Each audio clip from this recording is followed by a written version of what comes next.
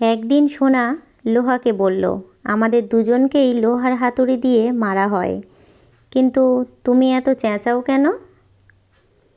লোহা তখন বলল, নিজেকে যখন নিজেরই কেউ মারে ব্যথাটা তখন বেশি লাগে। নির্দিষ্ট কারো সাথে প্রতিদিন দীর্ঘক্ষণ ধরে কথা বলতে নেই, এতে মায়া বাড়ে, সাথে কষ্ট। বরফ, বালি আর সম্পর্ক যত শক্ত করে ধরে থাকবেন, এগুলো তত দ্রুত নিঃশব্দে আঙুলের ফাঁক দিয়ে বেরিয়ে যাবে। মেয়ের হাতে নুনে পোড়া তরকারি খেয়েও যে মানুষটা প্রশংসা করে, তিনি হলেন মেয়েটির বাবা। সুন্দর হতে গেলে সুন্দর চেহারা নয়, একটি সুন্দর মন দরকার। উপকার কখনো তার কাছ থেকে নিও না যে উপকার করে বারবার তুলনা দেয়। সাধনা ছাড়া যে তোমাকে পেয়ে গেল, সে কখনো বুঝবে না তুমি কতটা মূল্যবান। মানুষ সেই লড়াই কখনো জিততে পারে না যেখানে শত্রু তার আপনজন।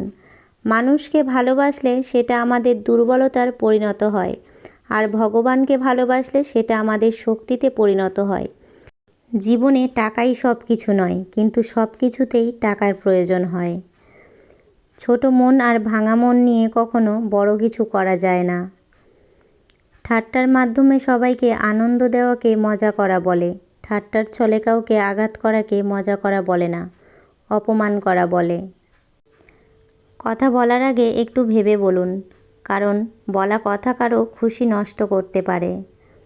জোর করে আর জেদ করে সব পাওয়া গেলেও কারোর মন ও ভালোবাসা পাওয়া যায় না। চোখের জলটা সহজেই মুছে ফেলা যায়, কিন্তু চোখের জল পড়ার কারণটা মুছে ফেলা যায় না। মানুষ নামের প্রাণীগুলো বড়ই অদ্ভুত, আপন হতেও সময় লাগে না, আবার পর হতেও সময় লাগে না। মানুষ এখনও এটা বোঝে না যে উপরওয়ালা সম্পর্কগুলোকে বানিয়েছেন একে অপরকে কেয়ার করার জন্য, একে অপরকে ব্যবহার করার জন্য নয়। জীবনে একা থাকাই ভালো, কারণ জীবনে যত বেশি নতুন মানুষের সাথে পরিচয় হবে, মন খারাপের কারণ তত বেড়ে যাবে। ভেঙে যাওয়া বিশ্বাস আর কেটে যাওয়া ছোটবেলা কখনো ফিরে আসে না। ইগো শুধুমাত্র ছোট্ট 3টে অক্ষর, কিন্তু শক্তি এত বেশি যে 12 অক্ষরের রিলেশনশিপকে ভেঙে দিতে পারে।